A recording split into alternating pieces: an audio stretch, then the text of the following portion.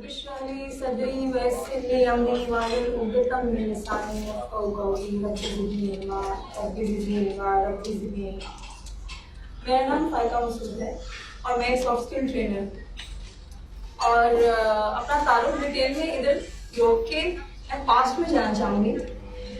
बचपन में मुझे एस्थमा का प्रॉब्लम हुआ करता था और उसकी वजह से मेरी क्लास अटेंडेंस 40% होती थी और मेरे जो रिजल्ट होता था वो 60% होता था। तो मेरी टीचर बड़ी हैरान होती थी, मेरी मदर को कहती थी आप क्या करती हैं कि 40% अटेंडेंस बच्चे के साथ जो है ना वो 60% रिजल्ट कैसे आ सकता है। तो मेरी मदर क्या कर रही थी कि जब मुझे सांस नहीं आता था तो सारी सारी रात बैठी थी इस पोस्चर में कि मेरी कमर को अपनी कमर के साथ लगा के अपने सीने के साथ लगा के वो पोस्चर बने जिससे सांस आए। उसके बाद मेरी टीचर को बताती थी कि मैं इसकी फ्रेंड से कॉपीज लेके उसको कॉपी करके उसको पढ़ाती हूँ। मेरी बीमार लेटी होती है जिस सिर पे मैं उसको पढ़ा रही होती हूँ। तो मेरे लिए आज इतने फख्र की बात है कि जिस माँ ने इतना टाइम देकर मुझे कुछ बनाया और फिर वो बाप जिसकी शफकत में जिसके असूलों ने मुझे आज यहाँ तक खड़ा किया है, वो दोनों मेरे लिए ऑडियंस में बैठे मुझे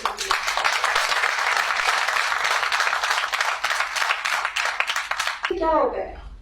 एक ऑर्गेनाइजेशन का मालिक है और वो एक जगह पे गया डिलीवर करने के लिए, नेटवर्किंग हो रही है। जैसे नेटवर्किंग की मीटिंग्स आपने देखा होगा, क्लस्टर मीटिंग्स अक्सर ऐसी होती हैं जिनमें नेटवर्किंग चल रही होती है। वो वहां पे गया, उसकी टीम साथ बैठी हुई है। उसके टीम के अंदर है जी कितने लोग? 5 लोग। वो कहते हैं जी ये 5 लोग, वो इतने निकम्मे है ना, इतने नपुंसक है ना, मतलब वो इंतहा के निकम्मे लोगों को उसने पसंद किया है, ठीक है, सिलेक्ट किया अपनी टीम।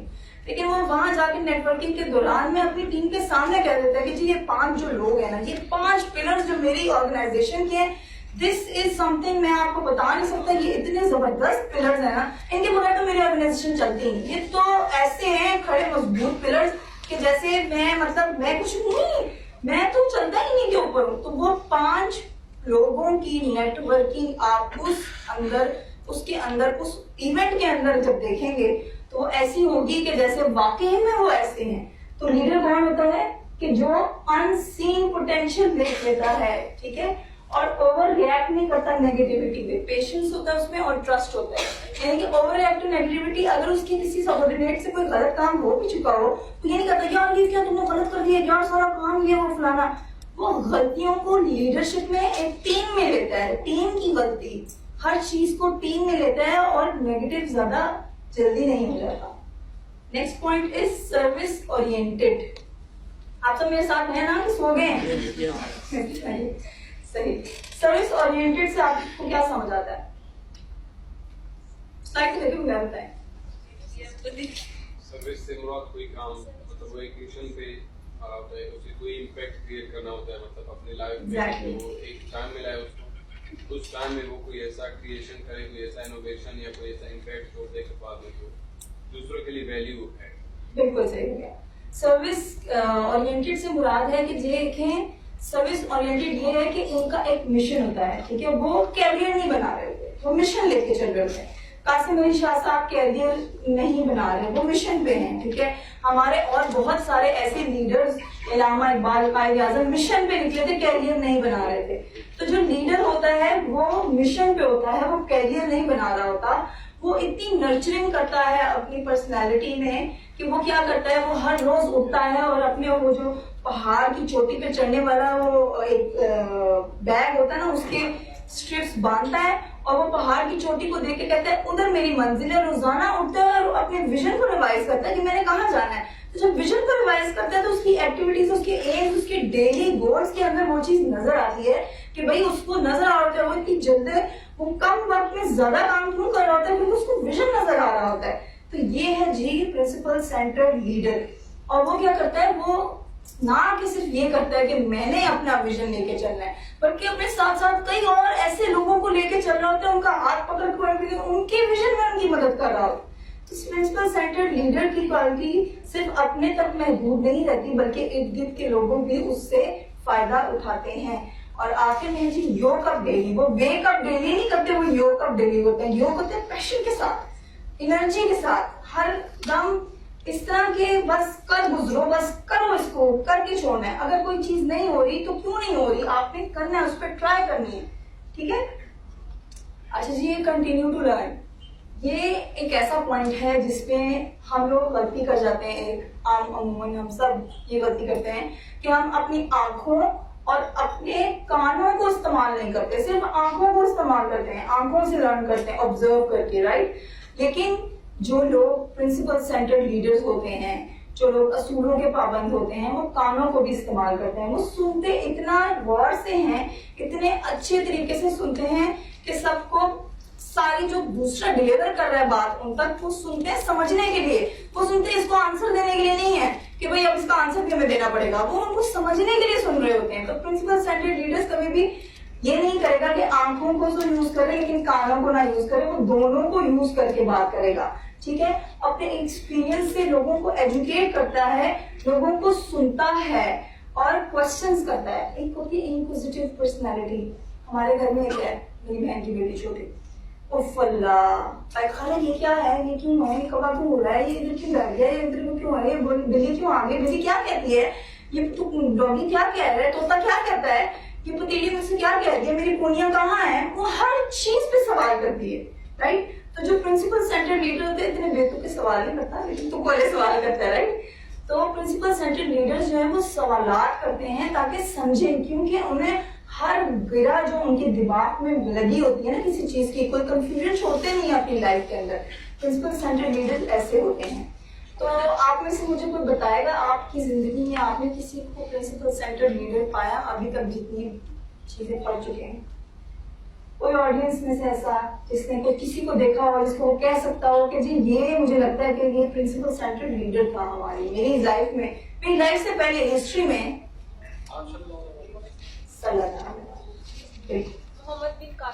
मोहम्मद बिन कासिम, नेल्सन मंडेला, खालिद बिन वलीद, ठीक है। तो ये असूलों पे पाबंद इनकी लीडरशिप थी। सबसे पहले हमारे आका रसूलुल्लाह सल्लल्लाहु अलैहि वसल्लम, विजन था, विजन ने उनको वहां तक पहुंचा दिया। विजन क्या कहता है? विजन कहता है कि ताइफ में पत्थर खाने के बावजूद भी बददुआ ना करो। विजन कि इनकी नस्लों में से कोई मुसलमान मेरी बात पे अमल करे। This is the vision, this is the principle centred leader, ठीक है। जो एक बार कहता है ना, नहीं तेरा नशेमन कसर सुल्तानी की गुम्बद पर तो शाही है बसेरा कर पहाड़ पर।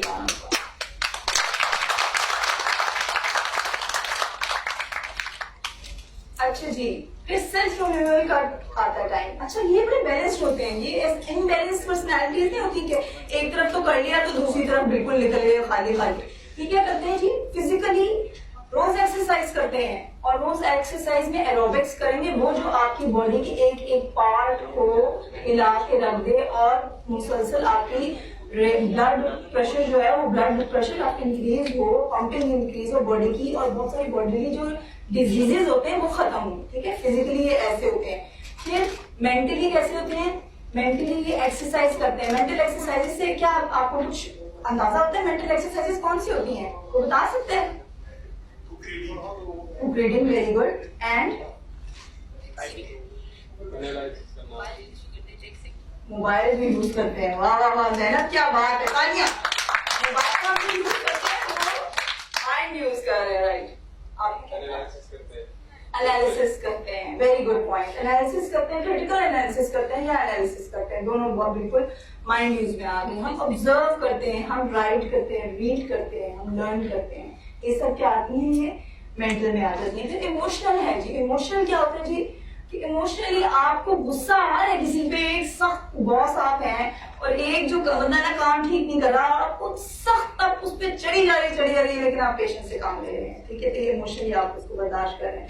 और एक बात है कि आपको जो है ना, आप बाप बन गए हैं, ऑफिस में बैठे हैं, तो अपनी खुशी को कैसे कंट्रोल करें, ये इमोशनल कंट्रोल है आपका। ऑब्वियसली आप बहुत नहीं कर सकते जो घर में आप कर रहे होंगे इस ओकेजन के ऊपर। तो ये कंट्रोल जो आपका होता है, ये कंट्रोल भी इमोशनल कंट्रोल होता है। इमोशनल इंटेलिजेंस का मेरा सेशन अगर पहले किसी ने सुना उसमें बड़ी डिटेल से बात हुई थी कि क्या क्या इमोशनैलिटी हो सकती है, उसको कंट्रोल किया जा सकता है। फिर आ जाता है स्पिरिचुअल। अच्छा जी, बड़े मजे की बात है कि स्टेफना कोवे इज नॉट अ मुस्लिम, लेकिन वो भी जब स्पिरिचुअल की बात करता है, यानी कि नॉन मुस्लिम भी जब स्पिरिचुअल की बात करते हैं तो क्या बात करते हैं? मेडिटेशन, प्रेयर्स, ठीक है, प्रेयर्स, फास्टिंग, मतलब वो लोग भी इन्हीं चीजों को मानते हैं जो हमारे दीन में है, क्योंकि हमारा दीन हक सच है, ठीक है, रिलीजन हमारा हक सच है। तो वो लोग भी यही बात मानते हैं कि जी प्रे करें, आप मॉर्निंग वॉक करें, आप स्पिरिचुअलिटी को मॉर्निंग वॉक कहते हैं कि जो स्पिरिचुअल ज्यादा लोग होते हैं ना, वो जो सुबह फजर के बाद वाला वक्त होता है ना, उसके अंदर वॉक करते हैं। और वही लोग अगर वो स्पिरिचुअलिटी को ज्यादा एक्सपीरियंस करते हैं, और वही लोग जो है वो दुनिया में कोई इन्फ्लुएंस क्रिएट करके जाते हैं। तो स्पिरिचुअल अगर आपने अपने आप को करना है स्ट्रांग, तो आपको मॉर्निंग वॉक, मेडिटेशन का साथ देना चाहिए, ठीक है। फिर लाइफ को वो एक एडवेंचर की तरह लेते हैं, ठीक है। वो एडवेंचर की तरह कैसे लेते हैं? एडवेंचर की तरह ऐसे लेते हैं कि जब वो पुराने लोगों से मिलते हैं ना, तो नए जोश के साथ मिलते हैं। हम तो कोई पुराना बासी बंदा है, हम कहते हैं फिर आ गया है उसी पे, ठीक है ना, वो कहते नहीं, वो पुराने लोगों को भी नए जोश की तरह मिलते हैं। ओ यार कैसे हो यार, तुम कितने दिनों बाद मिले, कल भी मिले होंगे ना, तब भी उसको इसी तरह मिलेंगे, यार कैसे हो यार, ठीक ठाक है, घर में सब खैर खैरियत, जोश के साथ, जज्बे के साथ, अच्छी तरह से लाइफ को एज एन एडवेंचर लेते हैं। और रोलर कोस्टर राइड होती है उनकी लाइफ कोई स्टैटिक लाइफ नहीं होती, हर वक्त हर पल नया कुछ कर रहे होते हैं, नया स्किल सीख रहे होते हैं, नया चीजों को ले लेके आ रहे होते हैं। और जी साइनर्जी, वो चेंज एजेंट्स होते हैं जी। साइनर्जी का मतलब होता है, साइनर्जी का मतलब है कि जो सम है ना, वो पार्ट्स से ज्यादा अफेक्ट करता है। फॉर एग्जाम्पल, इसमें मैं एग्जाम्पल देके आपको समझाऊंगी कि अगर आप सोचें कि एक बंदा है, एक हेड है ऑर्गेनाइजेशन का, और उसको प्रॉब्लम का सामना करना पड़ रहा है, तो वो प्रॉब्लम को इस तरीके से सॉल्व करे कि वो किसी की फेवर में ना जाए। यानी कि ऑर्गेनाइजेशन है, उसमें एक प्रॉब्लम आया और उस बंदे ने प्रॉब्लम को ऐसे हल किया कि उससे इस तरह ना हुआ कि किसी एक की भी फेवर ना जायज होगी। फॉर एग्जाम्पल, आपको आता है कोई प्रॉब्लम कि जी इलेक्ट्रिसिटी शॉर्ट सर्किटिंग हो रही है, ठीक है। अब आपने ये नहीं देखना कि एक का ऑफिस बच जाए, बाकी का जो है ना वो जल जाए, तो चलो जी कुछ नहीं होता, नहीं। आपको वो फैसला लेना है जो ऑर्गेनाइजेशन के हक में बेहतर है, कि पूरी की पूरी ऑर्गेनाइजेशन बचे, चाहे उस एक का जल रहा है और पूरी बच रही है, और वो एक आपके बहुत क्लोज है, तब भी आपको ये डिसीजन लेना है कि ऑर्गेनाइजेशन की बेहतरी क्या है। तो ये सम जो है वो होल से ज्यादा होता है, तो वो ये डिसीजन लेता है, और फिर इस तरह से उसकी टीम क्या, उसके ऊपर ट्रस्ट खुद ब खुद ही डेवलप होना शुरू होता है, राइट। और वो बहुत बैलेंस्ड लाइफ गुजारते हैं जी। उनके बहुत सारे फ्रेंड्स होते हैं, ठीक है, बहुत सारे फ्रेंड्स होते हैं, बहुत फ्रेंडली होते हैं, बहुत एक्सट्रोवर्ट होते हैं, और करंट इवेंट्स उनको पता होते हैं कि क्या चल रहा है, उनसे उनकी नो हाउ होते हैं, और एक्टिव होते हैं सोशली, ठीक है। और ये जनाब, ये तो ऐसा पॉइंट है रेडिएट पॉजिटिव एनर्जी कि मैं कहती हूँ कि इस पे इंसान को पता लगता है कि इंसान की क्या मतलब क्या हाइट है इंसानियत की। अल्लाह ताला ने जो कहा, मैंने अशरफुल मखलूक बनाया, वो ऐसे नहीं बनाया। ये थ्योरी है जी, ये कहती है कि इंसान जो है उसके इर्द गिर्द एक ऑरा होता है, ऑरा ऑफ पॉजिटिविटी और नेगेटिविटी। उसकी रेडिएशंस में नेगेटिव वाइब्स और पॉजिटिव वाइब्स होती है, फ्रिक्वेंसीज होती हैं, और उसकी एबिलिटी होती है कि वो पॉजिटिव वाइब से अगले की थोड़ी नेगेटिविटी वाइब खत्म कर दे, राइट, न्यूट्रलाइज कर दे। या फिर अगर वो देखता है कभी कि आगे ज्यादा आ गई है नेगेटिव वाइब और मेरा बस की बात नहीं, तो वो विजडम यूज करते हुए साइड को हो जाता है, अपनी पॉजिटिविटी को तबाह नहीं होने देता, ठीक है। तो मतलब इंसान की ये खूबी भी है कि वो पॉजिटिव एनर्जी को रेडिएट करते हुए बहुत सारे पॉजिटिव सर्कमस्टांसेस ला सकते हैं।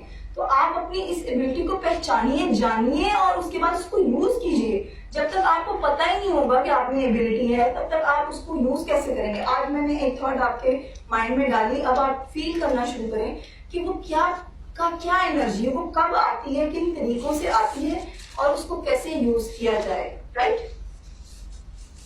ये लोग चीयरफुल होते हैं, ऑप्टिमिस्टिक होते हैं, एंथुसियास्टिक होते हैं, होपफुल होते हैं और बिलीविंग होते हैं।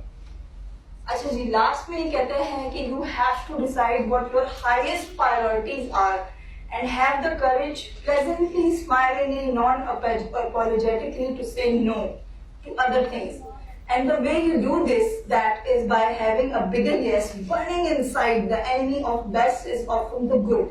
वो कहता है जनाब कि आपको ये डिसाइड करना है कि आपकी हाईएस्ट प्रायोरिटी क्या है, और फिर करेज हो यार, करेज हो, स्माइलिंगली नॉन अपॉलोजेटिकली आप कहो जी नो, ये नहीं मैं करूंगा, ये मेरे विजन के अंदर आ ही नहीं रहा, I can not do this. और कोई आपको फोर्स करे कि ये ना करो और आपके विजन में फॉल करो, आपको होते कौन आप मुझे छोड़ने वाले, क्योंकि आप उस विजन के साथ इतना जल्दी जो है ना, इतना ज्यादा ओपनली और इतना ज्यादा ग्रिप के साथ जो है ना उसके साथ जुड़ जाओ। और फिर वो क्या कहता है कि एक बर्निंग यस हो आपके अंदर, जब तक वो पैशन, वो बर्निंग यस आपके अंदर से बाहर नहीं आएगा तब तक आप उसको एक्सपीरियंस नहीं कर सकते, तब तक आप विजन को पा नहीं सकते, जब तक वो पैशन की तरह उबला है ना आपके अंदर, आपके हरारत की तरह आपको फील ऑफ फ्रीक्वेंसी, आपको उनके अंदर फील हो कि मैं बर्न करता हूँ कि मुझे ये काम करना है यार, करना है, वरना मर जाऊंगा, पिट जाऊंगा, ये काम करना है। इश्क होता है ना, प्यार मोहब्बत, कहते नहीं यार लड़की ना मिली ना तो बस मर जाएंगे मर जाएंगे मर जाएंगे, होता है ना। लेकिन किसी विजन के ऊपर कभी किसी को तड़पते हुए देखा है, गली में हुई हूँ, है मेरा विजन है, मेरा विजन है। तो ये हमें अपनी कौम के अंदर ये चीज रिवाइव करनी है कि हम मिशन के लिए ऐसे तड़पे अंदर से यस निकले। और फिर उसके बाद वो कहता है कि the enemy of the best is often the good. जब हम गुड पे कॉम्प्रोमाइज करके बैठे रहते हैं तब हम बेस्ट नहीं पा सकते। And that's all, thank you.